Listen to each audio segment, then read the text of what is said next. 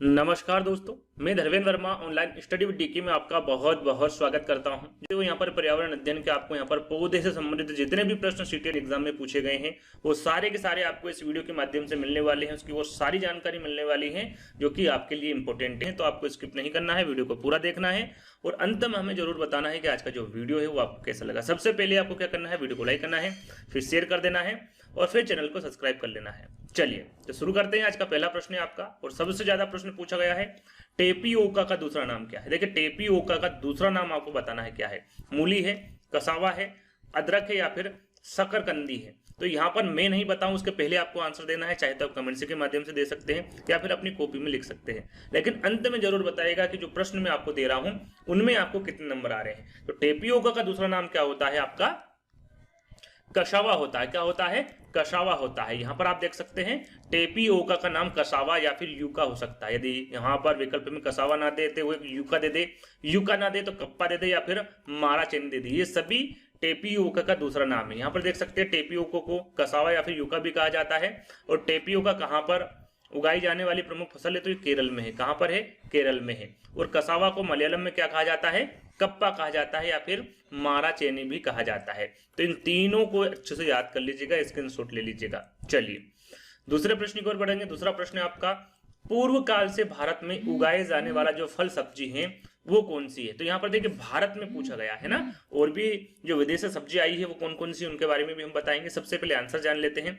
आलू एवं टमाटर है, पत्ता गोभी एवं आम है, आम एवं केला या फिर मटर एवं केला है। तो यहाँ पर भारत में उगाए जाने वाली फल सब्जी के बारे में पूछा गया है पूर्व काल से। तो वो जो उगाई जाती है वो आम एवं केला है। कौन सी है, आम एवं केला है। दो सब्जियां हैं जो पूर्व काल से भारत में उगाए जाने वाली सब्जी है ना, फल और सब्जी। आगे देखिए थोड़ी सी जानकारी हम दे देते हैं कि कौन सी सब्जी कहाँ से आई हुई है, इसके बारे में जानना बहुत जरूरी है क्योंकि एग्जाम में पूछा जाता है। तो यहाँ पर आप देख सकते हैं, थोड़ा सा मैं इसको ऊपर कर लेता हूँ। हाँ देखिए यहाँ पर भारत की हम बात करें तो भारत में कौन कौन सी सब्जी उगाई जाती है। आम मतलब पहले से ही यहाँ पर मौजूद है, आम है, संतरा है, केला है, मेथी है, पालक है, बैगन है और मूली है।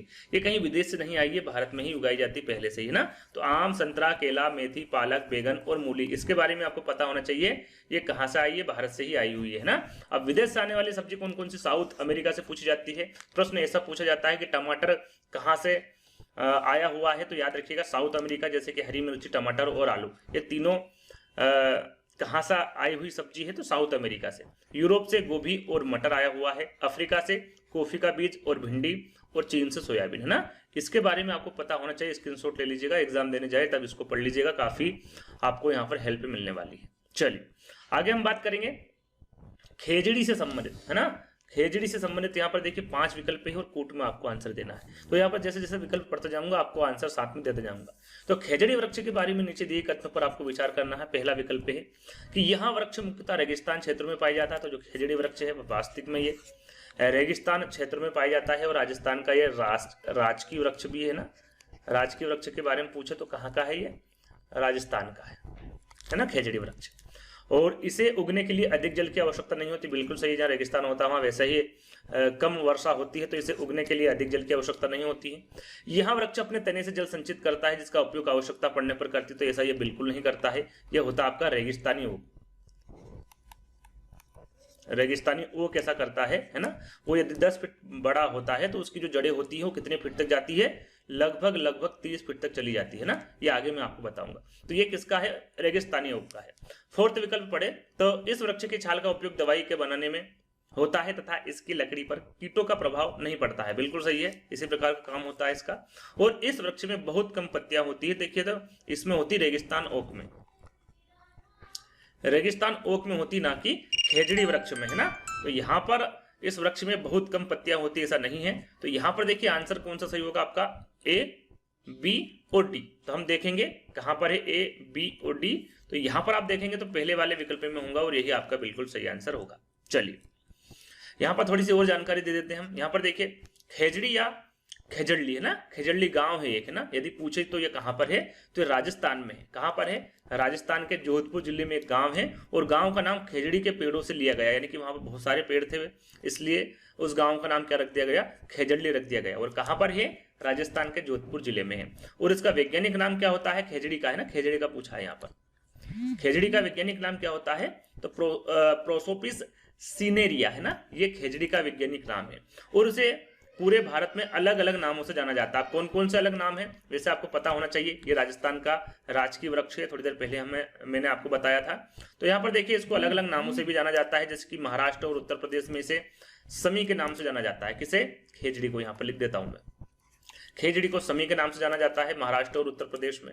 यहाँ पर तेलंगाना में इसे जम्मी के नाम से जाना जाता है, गुजरात में इसे खिजड़ी के नाम से जाना जाता है, राजस्थान में इसे खेजड़ी के नाम से जाना जाता है, हरियाणा में इसे जनती के नाम से और पंजाब में इसे जांद के नाम से जाना जाता है। तो थोड़ा सा एक बार पढ़ लीजिएगा, यदि पूछा जाता है तो आपको इसके बारे में भी पता होना चाहिए ना, कहां पर किस नाम से खेजड़ी को जाना जाता है। और खेजड़ी का जो पेड़ है वो मुख्य रूप से रेगिस्तान इलाकों में पाया जाता है, जैसे कि अभी थोड़ी देर पहले हमने बताया था। और यहाँ अधिक जल के बिना बढ़ जाता है, यानी कि इसको ज्यादा जल की आवश्यकता नहीं होती है। और इसकी जो छाल का जो प्रयोग है वो औषधि बनाने में किया जाता है, जैसे कि थोड़ी देर पहले हमने आपको बताया था। एक और याद रखिएगा साथ में कि लोग इसके फल पकाकर खाते, पूछा जाता है ना इसके जो फल है वो कैसे खाते हैं, तो पकाकर खाए जाते हैं। और क्षेत्र के जानवर खेजड़ी की पत्तियां को खाते हैं, जो क्षेत्र के जानवर होते हैं वहां के वो उसकी पत्तियां को बड़ी चाव से खाते हैं। चलिए अब बात करते हैं चौथे प्रश्न की। निम्न में से कौन सा जड़ नहीं है? देखिए जड़ कौन सा नहीं है इसके बारे में पूछा गया है। क्या मूली है, शकरकंदी है, टेपियोका है या फिर आलू है? जड़ कौन सा नहीं है? तो देखिए जड़ के बारे में हम बताएंगे सबसे पहले कि जड़ कौन सा है इसमें। तो यहां पर देखिए मूली, शकरकंदी और टेपियोका, ये तीनों ही जड़ के अंतर्गत आते हैं, तीनों के तीनों है ना। और आलू क्या है? आलू तना है। आलू हो गया, अदरक हो गया, लहसुन हो गया, रतालू हो गया, सब क्या है? सब तना है। लेकिन मूली, शकरकंदी, टेपियोका ये सभी क्या है? जड़ है। थोड़ी सी जानकारी दे देते हैं इसके बारे में। यहाँ पर आप देख सकते हैं, जैसे कि मैंने अभी आपको बताया आलू, अदरक, लहसुन, रतालू ये क्या है? सब तना है। और टेपियोका, मूली, शकरकंदी ये क्या है? जड़ है। यहाँ पर देखिए पौधों का भाग जैसे हम खाते हैं, कौन से भाग को हम खाते हैं, थोड़ा सा यहाँ पर देख लीजिएगा। काफी इंपोर्टेंट है जानकारी, क्योंकि एग्जाम में पूछी जाती है। और कुछ पौधे ऐसे होते हैं जो उनके जो भाग है वो एक से ज्यादा भी खाए जाते हैं, तो वो कौन से हैं? तो जड़ में कौन कौन से पौधे आते हैं? तो वो है आपका मूली, गाजर और चुकंदर, जैसा कि थोड़ी देर पहले हमने आपको बताया था। तने में आपका आलू आ जाएगा, प्याज आ जाएगा, अदरक आ जाएगा, है ना। पत्ते के बारे में पूछे, यदि धनिया के बारे में पूछे, धनिया क्या है? तो एक प्रकार का पत्ता है। पत्ता गोभी है, अरबी है, पालक है, कड़ी पत्ता है, ये सभी पत्ता के अंतर्गत आते हैं। बीज की हम बात करें तो बीज में आपका चना आ जाएगा, बाजरा आ जाएगा, सरसों आ जाएगा, गेहूं, धान, फूल, सहजन, केला, कचनार, फली और मटर, ये सभी बीज के अंतर्गत आते हैं। अब ऐसे भी पौधे होते हैं जिसके हम जड़ भी खा सकते हैं, तना भी एक साथ खा सकते हैं ना, दो एक साथ खा सकते हैं। कुछ पौधे ऐसे भी होते हैं उनके ज्यादा भाग भी हम खाते हैं, तो वो कौन कौन से यहाँ पर देख सकते हैं। जैसे कि कुछ पौधे ऐसे होते हैं जिसके एक से ज्यादा भाग भी हम खाते हैं, जैसे जड़ और पत्ते, यानी कि हम उसको जड़ को भी खाते हैं और पत्ते को भी खाते हैं। आपने मूली देखी होगी, जो मूली होती है उसमें जो पत्ते लगे होते हैं, इस प्रकार से आप खाने के साथ उसको भी खा सकते हैं और उसकी जो जड़ है उसको भी आप खा सकते हैं। तो जड़ और पत्ते में हम किसको खाते हैं? मूली को। फूल और फल, केला और सीताफल, इसका हम फूल भी खाते हैं और फल भी खाते हैं। बीज और पत्ते में आपका बीज और पत्ता, चना, मेथी, सरसों, आपने चने को देखा होगा उगते हुए, है ना। उसके हम ऊपर से वो उसके जो पत्ते होते हैं वो तोड़ लेते हैं और सुखाकर जब वो सूख जाते हैं तो उसके हम सब्जी वगैरह बनाते हैं, या फिर ऐसे भी आप खा सकते हैं। तो बीज और पत्ते चना, मेथी, सरसों है। तना और पत्ते की बात करें तो लहसुन और प्याज, लहसुन और प्याज को देखा होगा, हम उसका तना भी खाते हैं और पत्ती भी खाते हैं। तो ये कुछ पौधे हैं जिनका हम जो भाग है वो एक से ज्यादा खाते हैं, तो इसके बारे में आपको पता होना चाहिए यदि पूछा जाए एग्जाम में। तो स्क्रीनशॉट सभी का ले लीजिएगा, है ना। चलिए अब बात करते हैं रेगिस्तान ओक के बारे में। देखिए रेगिस्तान ओक के बारे में कुछ जानकारी मैंने दे दी और सारी जानकारी अब दे देता हूं। देखिए रेगिस्तानी ओक के विषय में नीचे दिए गए कथनों पर आपको विचार करना है। यहाँ पर 5 कथन दिए हुए हैं, यहाँ पर एक एक करके पढ़ूंगा और आपको आंसर देता जाऊंगा, है ना। आप पूछ करके अच्छे से इत्मीनान से पढ़िएगा और आंसर दीजिएगा। देखिए पहला विकल्प है आपका कि यहाँ वृक्ष लगभग किसी सामान्य कक्षा के कमरे की दीवार की ऊंचाई तक बढ़ता है। तो जो सामान्य कक्षा होती है, जो कमरे की दीवार होती है, लगभग वो 10 फीट की होती है। कितनी होती है? 10 फीट की होती है, और ये भी 10 फीट का ही होता है लगभग, है ना। तो पहला वाला विकल्प आपका बिल्कुल सही होगा। यहाँ वृक्ष आबू धाबी में पाया जाता है, तो यहाँ वृक्ष आबू धाबी में नहीं पाया जाता। कहां पर पाया जाता है? तो ये ऑस्ट्रेलिया में पाया जाता है ना। कहां पर पाया जाता है? ऑस्ट्रेलिया में पाया जाता है, आबू धाबी में नहीं पाया जाता। तो बी वाला विकल्प आपका गलत होगा। तीसरे विकल्प को देख लेते हैं। इस वृक्ष के तने में जल एकत्र होता है, स्थानीय लोगों को जब आवश्यकता होती तो पाइप से जल निकालकर पीते हैं। तो यहाँ पर देखिए, जैसे कि उदाहरण के तौर पर ये एक वृक्ष है, इसकी ऊंचाई कितनी? मात्र 10 फीट है ना, 10 फीट है। तो इसकी जो जड़ है वो कितनी नीचे तक जाएगी? जब तक इसको जल नहीं मिल जाता, है ना, पानी तक नहीं पहुंच जाता, यानी कि लगभग 30 गुना, है ना, ये 10 फीट है तो इसमें 30 का गुना कर देंगे तो यहाँ पर आप देख सकते हैं इतना गुना नीचे तक चली जाती है ये, है ना। तो यहाँ पर आप देख सकते हैं तीसरा वाला विकल्प आपका बिल्कुल सही होगा। वहाँ के स्थानीय लोगों को जब आवश्यकता होती है तो पाइप से जल निकालकर वो पीते हैं। चौथा विकल्प पढ़ लेते हैं हम कि इस वृक्ष की जड़ें वृक्ष की ऊंचाई लगभग कितना गुना गहराई तक चली जाती है। 30 गुनी गहराई तक नीचे जमीन के भीतर चली जाती जब तक कि उसे वो जल तक नहीं पहुंच जाए। तो अभी मैंने आपको बताया फोर्थ वाला विकल्प भी आपका सही होगा। हम यहाँ पर पांचवा देख लेते हैं कि इस वृक्ष की बहुत सी शाखाएं होती जिन पर घने पत्ते होते। तो घने पत्ते किसमें होते हैं, हमने खिजड़ी के बारे में बताया तो वहां पर कथन सही था, लेकिन यहाँ पर कथन गलत होगा क्योंकि रेगिस्तान ओक में ऐसा नहीं होता है ना, बहुत सी शाखा उसमें नहीं होती है और ना ही वहां पर घने पत्ते होते हैं। तो यहाँ पर ई वाला विकल्प आपका गलत होगा। सही कौन सा होगा आपका, ए सी और डी। तो ए सी और डी कहां पर है आप देख सकते हैं पहले वाले विकल्प में है और यही आपका सही आंसर होगा। चलिए, रेगिस्तानी ओक एक पेड़ जो कि कहां पर पाया जाता है, ऑस्ट्रेलिया में पाया जाता है और उसका वैज्ञानिक नाम क्या है, एलोकेसुरिना डिकेसनेना, ये इसका वैज्ञानिक नाम है किसका, रेगिस्तानी ओक का। और यहाँ ऑस्ट्रेलिया के शुष्क और बंजर क्षेत्रों में पाया जाता है, यानी कि कहां पर पाया जाता है, जहां पर रेगिस्तान होता है वहां पर ये वृक्ष पाया जाता है। और यहाँ लगभग 10 फीट लंबा होता है, कितना, 10 फीट लंबा होता है और इसकी जो जड़ें होती हैं वो 30 गुना तक नीचे तक चली जाती है जब तक उसको पानी नहीं मिल जाता, जल नहीं मिल जाता। इसमें बहुत कम पत्ते होते जैसे कि मैंने अभी आपको बताया था, और इसकी जड़ें पानी की तलाश में बहुत गहराई तक चली जाती, लगभग 30 गुना, है ना, जो पेड़ की लंबाई होती है उससे 30 गुना नीचे तक उसकी जड़ें चली जाती है। और यहाँ पानी पेड़ के तने में जमा हो जाता है और इस पानी को पीने के लिए स्थानीय लोग पतले पाइप का इस्तेमाल करते हैं। जब वहां पर आवश्यकता पड़ती पानी की तो वो इस प्रकार से पानी को निकाल लेते हैं और पी लेते हैं। चलिए, अगला प्रश्न है, निम्न पौधों में से कौन सा पौधा कीटों को जाल में फंसाता है और खा जाता है, यानी कि मांसाहारी है ना, कीट भक्षी पौधा कौन सा है उसके बारे में आपको बताना है। कसकुटा अमरवेल पौधा है, सूरजमुखी का पौधा है, कैक्टस पौधा है या फिर घटपर्णी पौधा है। तो सभी को पता है नेफेंथिस पौधा, घटपर्णी पौधा, ये पौधा जो होता है कीटों को जाल में फंसाकर खा लेता है ना। तो यहाँ पर थोड़ी सी जानकारी इसके बारे में दे देते हैं। तो यहाँ पर आप देख सकते हैं, एक मिनट, तो यहाँ पर आप देख सकते हैं कि ये पौधा जो होता है वो कीड़ों को फंसाता है और पोषक तत्व प्राप्त करता है। यहाँ पर देखिए एक जानकारी है, वो जैसे कि इसमें लिखा हुआ है, ये जो पौधा है ये कहाँ पर उगता है, तो जहां पर नाइट्रोजन की कमी होती है, यानी कि मिट्टी में जिसमें नाइट्रोजन की कमी होती है वहां पर ये उगता है और इसी की पूर्ति करने के लिए ये कीड़ों को फंसाकर खाता है और उससे अपने पोषक तत्व जो उसमें कमी है उसको ये ग्रहण करता है। तो याद रखिएगा, ये पौधे कीड़ों को फंसाते हैं और पोषक तत्व प्राप्त करते हैं जो उन्हें मिट्टी से नहीं मिलते हैं क्योंकि वे नाइट्रोजन की कमी वाली मिट्टी में उगते हैं। और घटपर्णी एक क्या है, कीट भक्षी पौधा है जिसे नेफेंथिस भी कहा जाता है। और यहाँ कहां पर उगता है, तो ये ऑस्ट्रेलिया में पाया जाता है, इंडोनेशिया में। और भारत में हम बात करें, काफी इंपोर्टेंट है, ध्यान दीजिएगा, भारत में कहां पर है, ये मेघालय में पाया जाता है। और इसका आकार जो होता है वो कैसे होता है, घड़े जैसा होता है। आपने थंबनेल में देखा होगा, जो फोटो हमने लगा के रखा है, जो पिक्चर हमने लगा के रखी है वो घटपर्णी पौधे की नेफेंथिस की है, तो उसको देख लीजिएगा, उसका आकार कैसा है, घड़े जैसा होता है और मुंह एक पत्ते से ढका होता है। इसमें एक विशेष गंध होती है जो कीड़ों को अपनी ओर आकर्षित करती है, जो फंस जाते हैं और बाहर नहीं निकल पाते। एक बार उसमें चले गए तो उनका बाहर निकलना नामुमकिन है ना, चिपचिपा कुछ होता है जिससे कि वो बाहर नहीं निकल पाते, बार बार वहीं पर गिरते रहते हैं। तो ये जो नेफेंथिस पौधा है या फिर जो घटपर्णी पौधा है इसके बारे में आपको एक एक जानकारी होना चाहिए। चलिए आगे हम बात करेंगे दूसरे प्रश्न की। तो यहां पर देखिए 7वां प्रश्न है आपका, उस खेत की मुद्रा के विषय में विचार करना है आपको जिसमें कोई किसान रासायनिक उर्वरकों को पीड़क नाशियों का अधिकाधिक उपयोग करते हैं, यानी कि ज्यादा से ज्यादा जो पीड़क नाशियों यानी कि जो खतरनाक जो दवाइयां हैं उनका इस्तेमाल करते हैं बार बार, है ना, अपने खेतों में। तो यहाँ पर आपको बताना है, उपयोग करके अपने खेतों में बार बार धान की फसल उगा रहे हैं, आपके विचार से उसके इस व्यवहार से उसकी खेती की मृदा कैसी हो जाएगी, है ना। तो अन्य फसलों के लिए अधिक उपजाऊ हो जाएगी, तो कुछ समय के लिए होगी, है ना। इस प्रकार की जो खेती होती है कुछ समय के लिए आप अधिक उपजाऊ उसमें कर सकते हैं, वो जो फसल है उसको। केवल धान की फसल के लिए उपयुक्त बनेगी तो ऐसा बिल्कुल नहीं है। वर्ष में कई फसलों के लिए अधिक उपयुक्त होगी तो ऐसा भी नहीं है।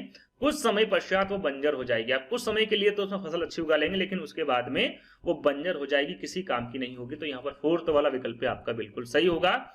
आगे हम बात करेंगे, अगला प्रश्न है आपका कि मुख्य अध्यापक ने ईवीएस, यहाँ पर ईवीएस लिखा हुआ है, ईवीएस की एक शिक्षिका से अपने ऑफिस के अंदर रखने के लिए पौधे चुनने के लिए कहा।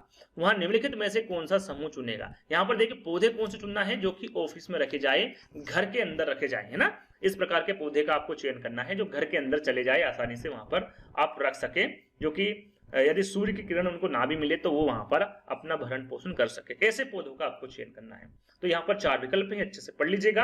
आंसर आपका है यहाँ पर एलोवेरा, मनी प्लांट और क्रोटन। इन तीनों पौधों को आप घर के अंदर रख सकते हैं, ऑफिस के अंदर रख सकते हैं। तो यहाँ पर सेकंड वाला विकल्प आपका सही होगा।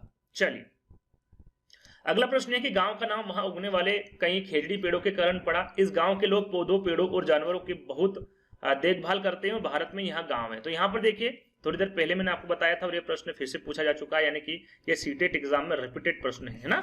तो वो गांव के बारे में आपको बताना है और इसकी सारी जानकारी मैं आपको दे चुका हूं थोड़ी देर पहले ही। उत्तरांचल में है, उत्तर प्रदेश में, राजस्थान में या फिर महाराष्ट्र में है। तो ये राजस्थान में है, राजस्थान में जोधपुर जिले में है ना। तो तीसरा वाला विकल्प आपका सही होगा। जैसे कि यहाँ पर देख सकते हैं खेजड़ी राजस्थान के जोधपुर जिले का एक गांव है और गांव का नाम खेजड़ी के पेड़ों से लिया गया, यानी कि वहां पर बहुत सारे खेजड़ी के पेड़ थे, उसी से उस गांव का नाम खेजड़ी या फिर खेजड़ी रख दिया गया है ना। चलिए आगे हम बात करेंगे जो पौधे खारे जल वाले क्षेत्रों में उगते हैं उन्हें क्या कहा जाता है। तो खारे जल से आप यहाँ पर सीधा लगा सकते हैं। खारे जल को लवण हम कहते हैं ना। तो लवण मृतोद्भिद यानी कि हेलोफाइट, यहाँ पर पहला वाला जो विकल्प होगा ये आपका सही होगा। जो पौधे खारे जल वाले क्षेत्रों में उगते हैं उन्हें क्या कहा जाता है, लवण मृतोद्भिद यानी कि हेलोफाइट कहा जाता है। अगला प्रश्न है बंजारे के बीज की खेत से प्लेट तक की सही यात्रा को आपको चुनना है। देखिए जब आप बाजरा बोते हैं तो सबसे पहले क्या करते हैं, उसके बाद क्या करते हैं, यानी कि कह सकते हैं कि बाजरे के बीज को खेत से प्लेट तक लाने की जो प्रक्रिया है उसके बारे में आपको बताना है कि सबसे पहले यहाँ पर क्या किया जाता है। तो देखिए सबसे पहले जब बाजरा उगता है तो उसको क्या करते हैं, फसल को काटते हैं। क्या होता है, पहले फसल को काटा जाता है। उसके बाद में क्या होता है, फसल काटने के बाद क्या होता है, उसके बाद उसको थ्रेसिंग में निकालते, ठेसर में निकाला जाता है ना। ठेसर में निकालने के बाद में उसको जो कुछ थोड़ा बहुत भूसा रह गया उसको, यानी कि फटकना होता है, उसको अलग कर दिया जाता है। जो भूसा रहता है या फिर और कुछ उसमें जो अनर्गल चीजें आ जाती है तो उसको अलग कर दी जाती है ना। उसके बाद में घर लाके उसको पीसा जाता है। पीसने के बाद में जब हम खाना बनाते हैं तो खाना बनाने के बाद क्या किया जाता है, पहले आटे को गूंथा जाता है ना। उसके बाद बेलते हैं, ये तो जानकारी आपको पता होगी। और बेलने के बाद जब बिल जाता है तो उसको सेकते हैं। तो आप तीसरे वाले विकल्प में देखेंगे तो बिल्कुल सही फिट बैठेगा आपकी यात्रा, सही यात्रा। पहले फसल काटते हैं, फिर थ्रेसिंग करते हैं, फिर फटकना होता है, फिर पीसना होता है, फिर गूंथते हैं, फिर बेलते हैं और फिर सेकते हैं। तो तीसरा वाला विकल्प आपका सही होगा और ये तो सभी ने कर दिया होगा, नॉर्मल सी बात है, सभी को पता है। चलिए जैसा कि यहाँ पर देखिए प्रमुख बाजरा उत्पादक की बात करें तो यहाँ राज्य कौन सा है, राजस्थान है, उत्तर प्रदेश है, महाराष्ट्र, गुजरात और हरियाणा। इन राज्य में जो बाजरा है वो सबसे ज्यादा होता है, इसलिए यहाँ पर इन राज्यों के बारे में आपको पता होना चाहिए। और इसका उपयोग किसके लिए किया जाता है, चपाती यानी कि जो रोटी होती है ना, रोटी को ही चपाती कहते हैं। तो चपाती बनाने के लिए इसका उपयोग किया जाता है बाजरे का। चलिए कौन सा विशेष अभिलक्षण रेगिस्तानी ओक, देखिए यहां पर ध्यान दीजिएगा, यहां पर ध्यान दीजिएगा कि रेगिस्तानी ओक को शाहबलूत वृक्ष भी कहा जाता है। यदि रेगिस्तानी ओक की जगह शाहबलूत वृक्ष आ जाए तो भी आपको यहाँ पर घबराने की आवश्यकता नहीं है, ये इसी का दूसरा नाम है। तो आपको बताना है कि क्या नहीं पाया जाता है ना। जड़ों का अत्यधिक गहराई तक जाना, पेड़ के तने में पानी एकत्रित होना, तो ये जड़ें तो जाती है, बिल्कुल सही है। तो यहाँ पर आपको नेगेटिव उत्तर देना है ना। तो जड़ों का अत्यधिक गहराई तक जाना बिल्कुल सही है, पेड़ के तने में पानी एकत्रित होता है इसमें। पत्तियां बहुत कम होगी, तो बिल्कुल सही है, इसमें पत्तियां बहुत कम होगी। ज्यादा किसमें होती हैं, खेजड़ी में होती हैं। बड़ी और बहुत सारी पत्तियां होती है, तो देखिए इस पेड़ की जो पत्तियां होती है वो छोटी होती है और इतनी ज्यादा पत्तियां इसमें नहीं होती हैं। तो यहाँ पर आपका जो फोर्थ वाला विकल्प होगा वो गलत होगा। और पूछा क्या गया है कि इसमें क्या नहीं पाया जाता, तो इसमें बड़ी और बहुत सारी पत्तियां नहीं पाई जाती, इसका मतलब आपका फोर्थ वाला विकल्प सही है ना। ये याद रखिएगा, इसको शाहबलूत वृक्ष भी कहा जाता है रेगिस्तान ओक को। तो रेगिस्तान ओक के बारे में मैं सारी जानकारी दे चुका हूं, तो यहाँ पर फिर से नहीं बताऊंगा। आगे प्रश्न पर बढ़ेंगे। अगला प्रश्न है आपका, पौधों में पानी देने के लिए प्रयुक्त तकनीक जिसमें संकीर्ण नलियों से पानी सीधा पौधे के आकार में दिया जाता है कहलाता है। यहाँ पर देखिए जैसे कि एक नली है ना, और ये यहाँ पर ये पौधे लगाए गए हैं, ये पौधे हैं। तो ये जो नली है ये सीधा कहां पर जाएगा, उस पौधे के पास में उन नलियों को लगा दिया जाता है ऐसे। तो इस प्रक्रिया को क्या कहते हैं ना, नैनो सिंचाई कहते हैं, माइक्रो लघु सिंचाई कहते हैं, फेमटो सिंचाई कहते हैं या फिर ड्रिप सिंचाई कहते हैं। तो इसे क्या कहा जाता है, ड्रिप सिंचाई कहते हैं। क्या कहते हैं इसे, ड्रिप सिंचाई कहते हैं। और ड्रिप सिंचाई प्रणाली को जिसे बूंद सिंचाई प्रणाली के रूप में भी जाना जाता है, इसे बूंद सिंचाई प्रणाली भी कहा जाता है, ड्रिप सिंचाई प्रणाली को। चलिए अगला प्रश्न है आपका, निम्न में से कौन सा एक कीट भक्षी पौधा नहीं है? देखिए कौन सा नहीं है इसके बारे में आपको बताना है। तो यहाँ पर नेफेंथस तो है, जैसा कि थोड़ी देर पहले बताया था। नेफेंथस के साथ साथ यहाँ पर डायोनिया और संड्यू, ये तीनों ही कीट भक्षी पौधे के अंतर्गत आता है। लेकिन जो एजीरेटम है, जो एजीरेटम पौधा है, ये कीट भक्षी पौधा नहीं होता है। थोड़ी सी जानकारी इसकी भी आप यहाँ पर देख सकते हैं। जो एजीरेटम एक मांसाहारी पौधा नहीं, यानी कि शाकाहारी है ना, मांसाहारी नहीं है।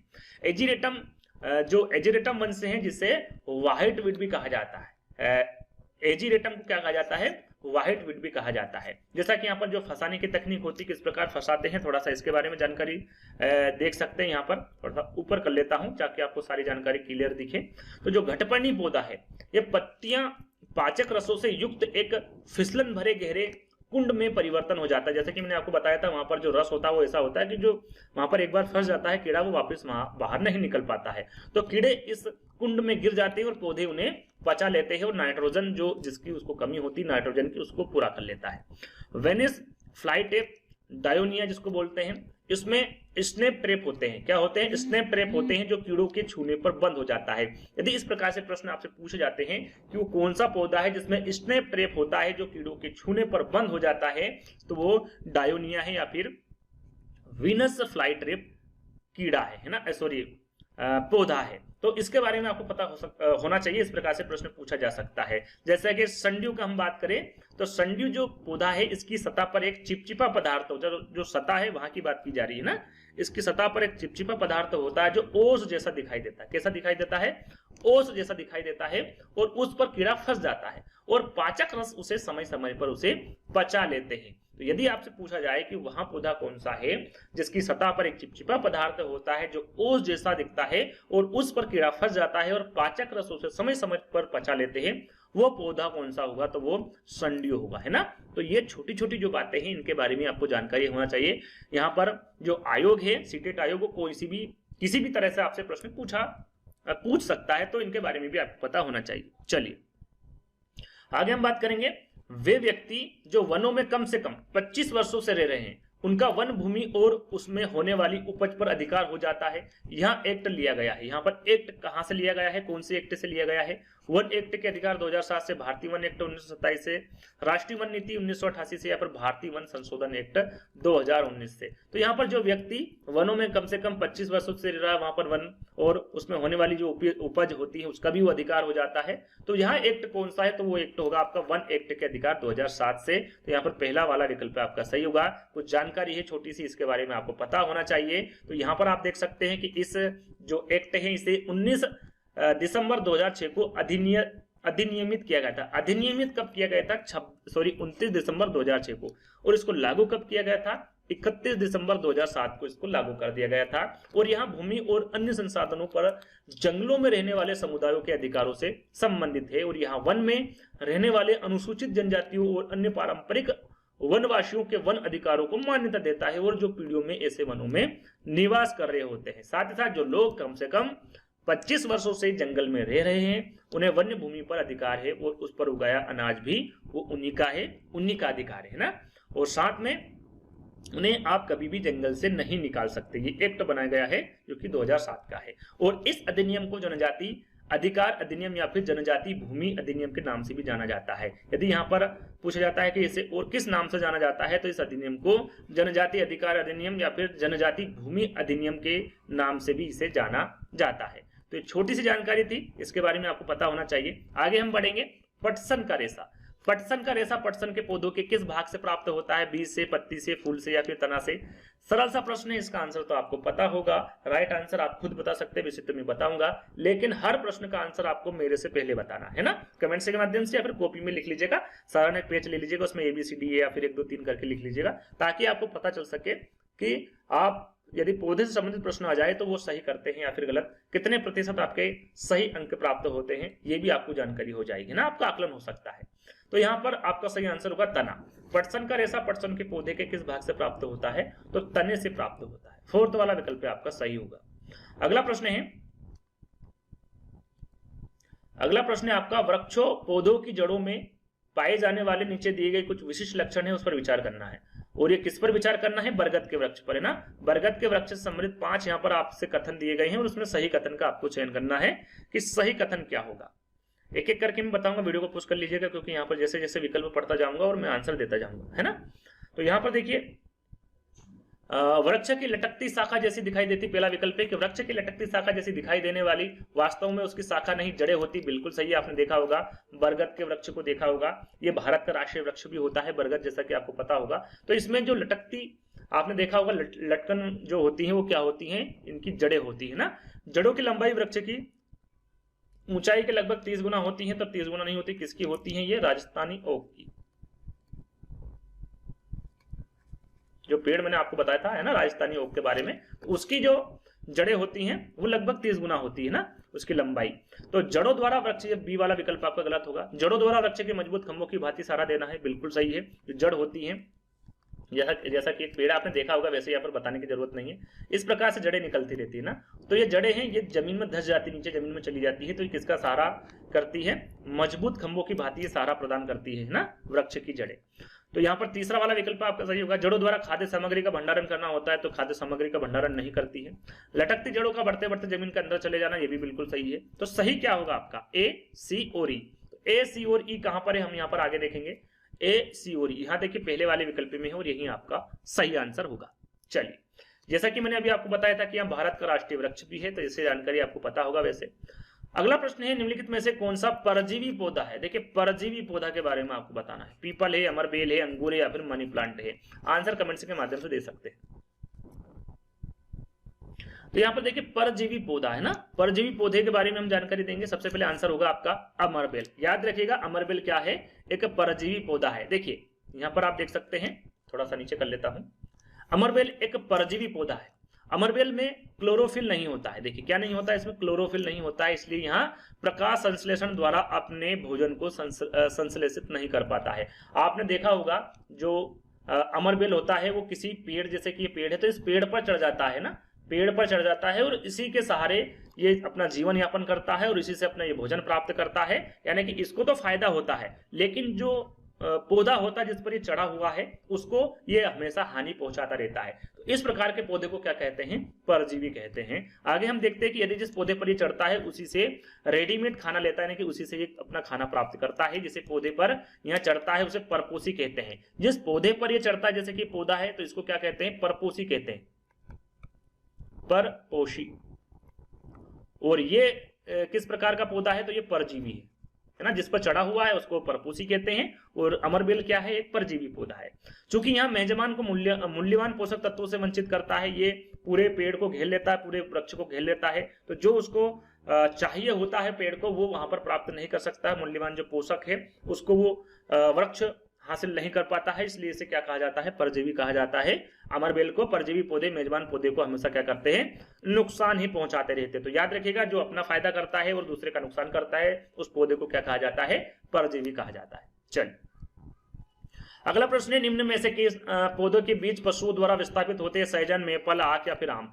पशुओं द्वारा विस्थापित होने वाले पौधे के बारे में आपको बताना है। आपने देखा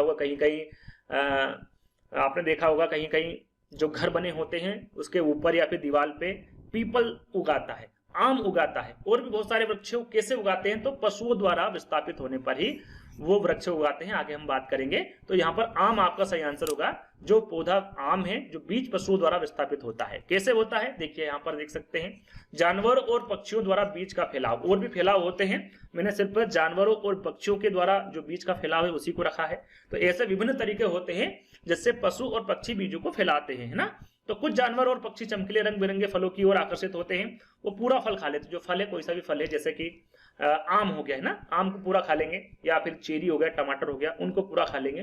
तो पूरा खाने का मतलब है कि बीज भी उसके अंदर चला जाता है, और जब वो पातन करते हैं, है ना, जब वो फ्रेश होते हैं तो उसके बाद जो उनके बीज निकलते हैं, जहां पर भी वो गिरते हैं तो वहां पर वो निकल आते हैं। जैसे कि यहाँ पर आप देख सकते हैं कि रसीला भाग ही पचता है और बीज उसके पातन के रूप में वो बाहर हो जाते हैं। जैसे कि ब्लैकबेरी हो गया, चेरी, टमाटर, आम, सेब, इनको आपको याद रखना। ब्लैकबेरी, चेरी, टमाटर, आम और सेब, ये ऐसे बीज हैं जो पक्षी है उसके पातन के रूप में जो बाहर निकलते हैं, उसके बाद ये उगते हैं ना, यानी कि ये उगाते हैं उसके बाद भी। तो गिलहरी की कुछ प्रजातियां होती है जो विभिन्न पौधे जैसे बलूत का फल से काष्ठ फल इकट्ठा करती है और उन्हें मिट्टी के बीच नीचे दबा देती है। आपने देखा होगा गिलोरी को, वो ऐसा क्यों करती है, यानी कि वो अपने जो बीज है उसका भंडारण करती है कि आने वाले समय में वो उसको खाए। तो क्या करती है कि वो दबा तो देती है, लेकिन कुछ समय बाद वो भूल जाती है, और जब वो भूल जाती हैं तो वो क्या होते हैं, समय के साथ वो उग जाते हैं। जैसे कि वे सर्दियों के मौसम के लिए भोजन का भंडारण करते हैं और अक्सर उस जगह को भूल जाते हैं जहां उन्होंने उसे पहले दफनाया था, और बीज नए पेड़ों में विकसित हो जाते हैं। तो इस प्रकार जो पक्षी हैं या फिर जो पशु हैं वो इस प्रकार के काम, सॉरी पक्षी जो हैं वो इस प्रकार के काम करते हैं, और एक दूसरे जगह जाकर उनको वो डाल देते हैं, है ना, पातन के जरिए डाल देते हैं, या फिर आप यहाँ पर देख सकते हैं गिलेरी उनको दबा देती है बीज को, तो वहां पर वो उगाते हैं। तो इसके बारे में भी आपको जानकारी होना चाहिए। निम्नलिखित में से किसको बीज पत्र कहते हैं? बीज पत्र किसे कहते हैं? बीजावरण को, भ्रूण को, बीज पत्ती को, या फिर बीजांड द्वारा? तो यहाँ पर बीज पत्र किसे कहते हैं, तो इसके बारे में आपको पता होगा, बीज पत्ती को कहते हैं। पत्ती में सिराओं एवं छोटी सिराओं की व्यवस्था का नाम क्या है? यहाँ पर देखिए पत्ती में जो सिराएं होती है या फिर जो छोटी सिराएं होती है उसे क्या कहते हैं? पटल कहते हैं, सिरा विन्यास कहते हैं, मध्य सिरा कहते हैं, या फिर व्रंत या फिर पर्णव्रत कहते हैं। तो याद रखिएगा, पत्ती में सिराओं एवं छोटी सिराओं को या फिर एक पत्ती में सिराओं द्वारा बनाए गए प्रतिरूप को क्या कहते हैं? तो उसे सिरा विन्यास कहते हैं। क्या कहते हैं? सिरा विन्यास। सेकंड वाला विकल्प आपका सही होगा। यहाँ पर आप देख सकते हैं, यदि आपसे पूछा जाता है कि पत्ती का वहां भाग जिससे वहां तने से जुड़ा होता है उसे क्या कहते हैं, तो उसे पर्णव्रत या फिर पेटीओल कहते हैं। ध्यान दीजिएगा, पत्ती के चौड़े हरे भाग को क्या कहते हैं, तो उसे फलन या फिर लेमिना कहा जाता है। पत्ती पर रेखाओं को क्या कहते हैं, तो उसे सिराएं कहते हैं। और पत्ती के बीच में एक प्रमुख रेखा होती है उसे क्या कहते हैं? जो पत्ती के बीच में जो रेखा होती है, बीच में आपने देखा होगा, और उसके बाद में सिराएं होती है, तो उसको क्या कहते हैं? मध्य जो प्रमुख रेखा होती है बीच में, उसे मध्य सिरा कहते हैं। जैसा कि हमने अभी आपको बताया कि एक पत्ती में सिराओं द्वारा बनाए गए प्रतिरूप को क्या कहते हैं, या फिर वो क्या कहलाता है? सिरा विन्यास कहलाता है। तो किसको क्या कहते हैं, इसके बारे में आपको जानकारी होना चाहिए। चलिए अगला प्रश्न है, नीचे देखिए प्याज के बारे में यहाँ पर 5 विकल्प दिए गए हैं और पूछा गया है कि प्याज की खेती करने की प्रक्रिया के कुछ चरण दिए गए हैं जो उचित क्रम में आपको यहाँ पर रखना। पहले क्या किया जाता है, उसके बाद, उसके बाद, उसके बाद, और यहाँ पर कूट में आपको आंसर देना है। तो यहाँ पर देखिए, हम देखते हैं, शुरू से चलते हैं ना।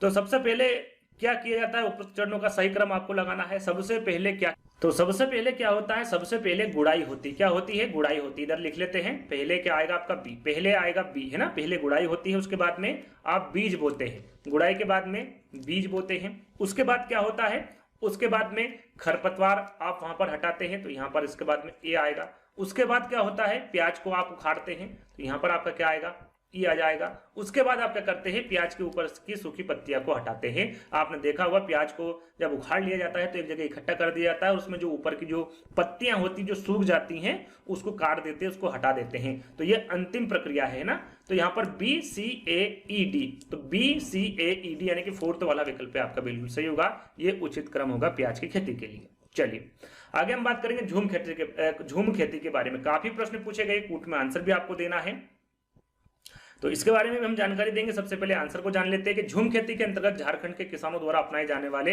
तरीके के संबंध में नीचे दिए गए कथनों पर आपको विचार करना है। पुश कर लीजिएगा, अच्छे से पढ़ लीजिएगा, उसके बाद आपको आंसर देना है। मैं यहाँ पर जैसे जैसे विकल्प पढ़ता जाऊंगा आंसर आपको देता जाऊंगा। चलिए देखिए, यहाँ पर एक फसल कटने के लिए एक फसल कटने के पश्चात जमीन को कुछ वर्ष तक आराम कर देते हैं। वहां पर आराम मतलब छोड़ देते हैं उसको, है ना, ऐसा लिखा हुआ, थोड़ा सा मिसप्रिंट हुआ है। मैं फिर से दोहरा देता हूं विकल्प को कि एक फसल काटने के बाद में कुछ समय के लिए उस जमीन को छोड़ देते हैं ना। तो ये पहला वाला जो विकल्प है आपका बिल्कुल सही है। खरपतवार बांस आदि को उखाड़कर खेत में जला देते हैं। देखिए, खरपतवार बांस आदि को उखाड़कर खेत में जला देते हैं, तो ये जो उखाड़ते नहीं है उसको काट देते हैं ना, जो खरपतवार होते हैं उसको काटकर वहीं पर जला देते हैं। तो खरपतवार की बी वाला विकल्प आपका गलत होगा। खरपतवार की राख खाद के रूप में कार्य करती है, तो आपका ये सी वाला जो विकल्प है बिल्कुल सही होगा। जब जमीन खेती के लिए तैयार हो जाती है तो बीज बोने से पहले उसे गहराई तक जोता जाता है। तो जो झूम खेती उसको गहराई तक नहीं जोता जाता। तो आपका सही आंसर क्या होगा, ए और सी। हम देखेंगे ए और सी कहां पर है। ए और सी आपका तीसरे वाले विकल्प में है और यही आपका सही आंसर होगा। चलिए हम यहाँ पर थोड़ी सी जानकारी इसके बारे में दे देते हैं कि भारत में यह कहाँ पर प्रचलित है। तो ये भारत के उत्तर पूर्वी क्षेत्र में प्रचलित है झूम खेती, और किस राज्य में है, राज्य का नाम आपको बताना है ना, कूट में आंसर देना है। सॉरी, क्यूज के तौर पर आपको ये प्रश्न दिया जा रहा है। जैसा कि मैंने आपको बताया कि भारत के उत्तरी पूर्व में ये प्रचलित है, लेकिन किस राज्य में अधिक प्रचलित है, ये कमेंट्स के माध्यम से बताना है। एक फसल काटने के बाद कुछ वर्षों के लिए जमीन को जस का तस छोड़ दिया जाता है और वहां कुछ भी नहीं उगाया जाता, जैसा कि विकल्प में आपको बताया गया था। और उस भूमि पर उगने वाले बांस या खरपतवार को बाहर नहीं निकाला जाता, उन्हें काट कर जला दिया जाता है। क्या करके जला दिया जाता है? काट कर वहीं पर उसको जला दिया जाता है। और यह ध्यान रखा जाता है कि जो जंगल है उसमें आग ना लगे। साथ में जो जली हुई राख है उसको भूमि को उपजाऊ बनाती है, तो वो वहीं पर उसको डाल देते हैं, है ना। और जब भूमि खेती के लिए तैयार हो जाती है तो उसे हल्के से खोदा जाता है, जुताई नहीं की जाती। जैसे कि विकल्प में दे रखा था कि जुताई की जाती है, तो जुताई नहीं की जाती है, उसे क्या किया जाता है? हल्के से खोदा जाता है और उस पर बीज ऐसे ही डाल दिए जाते हैं।